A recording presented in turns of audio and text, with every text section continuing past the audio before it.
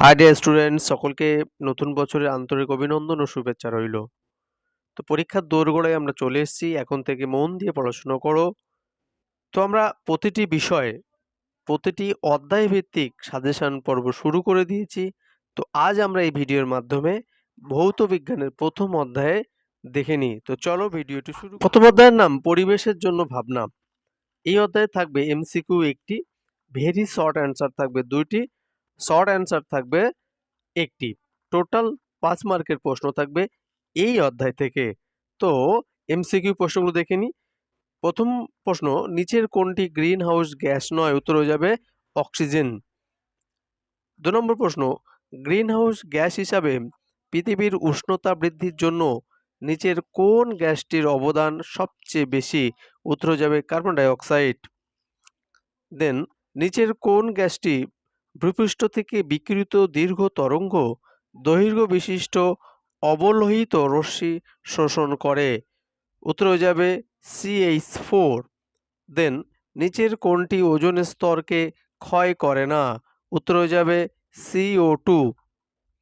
দেন, বায়ুমণ্ডলের কোন স্তরটি জলচক্র উষ্ণতা তথা আবহাওয়া নিয়ন্ত্রণ করে? উত্তর হয়ে যাবে টপোস্ফিয়ার। দেন, বায়ুমণ্ডলের কোন স্তরে জলীয় বাষ্প থাকে? উত্তর হয়ে যাবে টপোস্ফিয়ার। দেন, বায়ুমণ্ডলের প্রধান উপাদান কোনটি? উত্তর হয়ে যাবে N2। দেন, বায়ুমণ্ডলের কোন স্তরের মধ্যে দিয়ে জেট প্লেন চলাচল করে? উত্তর হয়ে যাবে স্ট্র্যাটোস্ফিয়ার। দেন, বায়ুমণ্ডলের শীতলতম স্তরটি হলো? উত্তর হয়ে যাবে মেসোস্ফিয়ার। দেন, বায়ুমণ্ডলের কোন স্তরে উল্কা ভস্মীভূত হয়? উত্তর হয়ে যাবে মেসোস্ফিয়ার। দেন, বেতার তরঙ্গ প্রতিফলিত হয়ে বেতার যোগাযোগে সাহায্য করে বায়ুমণ্ডলের কোন স্তর? উত্তর হয়ে যাবে আনোস্ফিয়ার। দেন,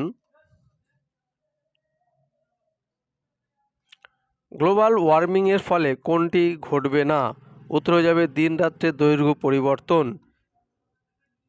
তো ডিয়ার স্টুডেন্টস, প্রশ্নগুলো এবং উত্তরগুলো তোমরা দেখে নাও। আমি স্ক্রল করে করে এগিয়ে আসছি, যেহেতু একটি অধ্যায় একটি ভিডিওর মাধ্যমে কমপ্লিট করতে হবে, ওই জন্য তোমরা স্ক্রিনশট বা পজ করে করে দেখে নেবে। দেন, নিচের কোনটি জীবাশ্ম জ্বালানি নয়? উত্তর হয়ে যাবে বায়োগ্যাস। নিচের কোনটি তাপন মূল্য সর্বাধিক? উত্তর হয়ে যাবে এলপিজি। দেন, সুইট গ্যাস এর প্রধান উপাদান হচ্ছে সিএনজি। দেন, নিচের কোনটি বায়োম্যাস শক্তি নয়? উত্তর হয়ে যাবে কলকারখানার অজৈব পদার্থ। তো তোমরা দেখে নিচ্ছ, উত্তরগুলো দেখে নেবে। উত্তরগুলো টিক মারা আছে। দেন, রকেট জ্বালানি হিসেবে ব্যবহৃত হয়? উত্তর হয়ে যাবে তরল হাইড্রোজেন। দেন, বায়ুমণ্ডলের কোন স্তরে ঘনত্ব সর্বাধিক? উত্তর হয়ে যাবে টপোস্ফিয়ার। এরপরে ভেরি শর্ট অ্যান্সার। প্রথম প্রশ্ন, ভূ-উষ্ণতা বৃদ্ধির একটি ক্ষতিকর প্রভাব উল্লেখ করো। উত্তর হয়ে যাবে মেরু অঞ্চলে বরফ গলনের হার বৃদ্ধি পাবে, যার ফলে সমুদ্রের জলতলের উচ্চতা বৃদ্ধি পাওয়ার উপকূলবর্তী এলাকাগুলি ডুবে যাবে। দেন, তোমরা দেখে নিচ্ছ। 3 নম্বর প্রশ্ন আছে বায়োগ্যাসের একটি ব্যবহার উল্লেখ করো। গৃহস্থালির রান্নার কাজ জ্বালানি রূপে বায়োগ্যাস ব্যবহার হয়। দেন, তোমরা দেখে নিচ্ছ।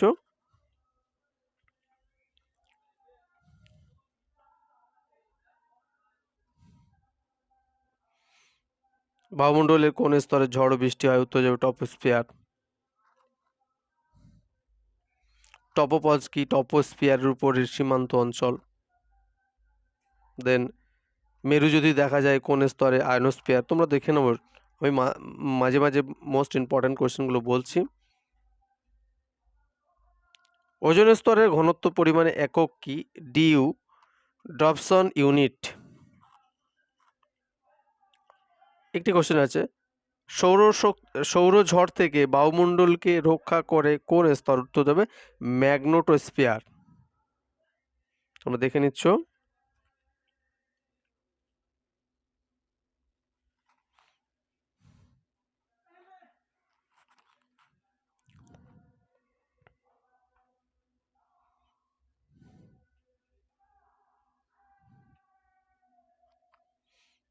দেখে নেবে, তোমরা পজ করে বা স্ক্রিনশট করে দেখে নেবে এবং অবশ্যই প্রশ্ন উত্তরগুলো মুখস্থ করবে।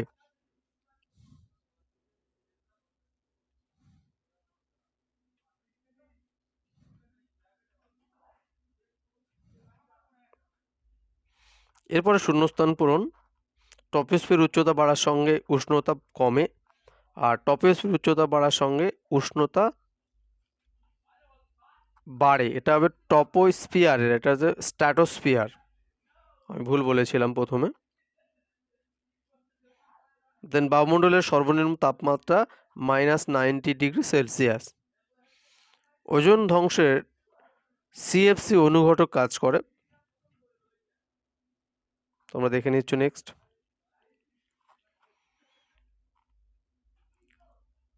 দেন সিলিকন ব্যবহৃত হয় সৌরশক্তি। কৃত্রিম উপগ্রহ বিদ্যুৎ সরবরাহ করা হয় সৌর কোষের সাহায্যে।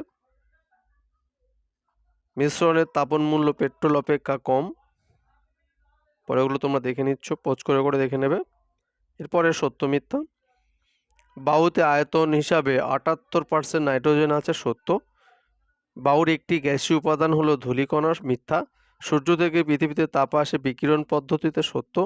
কলকাতা অপেক্ষা দার্জিলিংয়ে বায়ুর চাপ কম, সত্য। N2O O2 হলো গ্রিন হাউস গ্যাস, মিথ্যা। বায়োগ্যাস জ্বালানি হিসেবে ব্যবহৃত হয়, সত্য। ভ্যান অ্যালেন বলয় দেখা যায় ম্যাগনেটোস্ফিয়ারে, সত্য। এরপর তোমরা দেখে নিচ্ছ কিউমুলোনিম্বাস মেঘ থেকে সৃষ্ট ঝড় বৃষ্টির 3টি পর্যায়ে থাকে, এটা সত্য। এরপরে শর্ট অ্যান্সার 2 মার্কের। বায়ুমণ্ডলের কোন স্তরকে ক্রুদ্ধমণ্ডল বলা হয় এবং কেন? বায়ুমণ্ডলের কোন স্তরকে শান্তমণ্ডল বলা হয়, কেন? উত্তরগুলো তোমরা দেখে নিচ্ছ। ওজোন স্তর ধ্বংসের সিএফসির ভূমিকা কি? তোমরা দেখে নিচ্ছ। ওজোন স্তর ধ্বংসের ক্ষতিকারক প্রভাবগুলি লেখো। এখানে 4টে করা আছে, তোমরা 2টি করবে। গ্রিনহাউস এফেক্ট কি? দেন গ্রিনহাউস প্রভাব তথা বিশ্ব উষ্ণায়ন কমানোর উপায়গুলি লেখো। 4টি আছে, তোমরা 2টি করবে। জীবাশ্ম জ্বালানো কি, উদাহরণ দাও। তারপরে জীবাশ্ম জ্বালানো সংরক্ষণের প্রয়োজনীয়তা কি?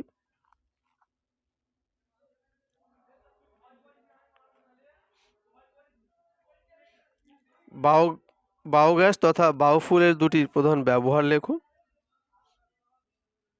কয়লা খনির মিথেন গ্যাস কি? স্থিতিশীল উন্নয়ন বলতে কি বোঝো? গ্যাসোল কি, এর ব্যবহার লেখো।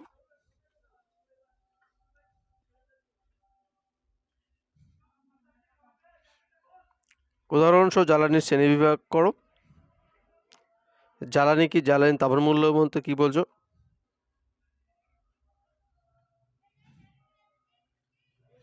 তো এই গেল ভৌতবিজ্ঞানের প্রথম অধ্যায়ে most important question and answer. তো thank you this video watching.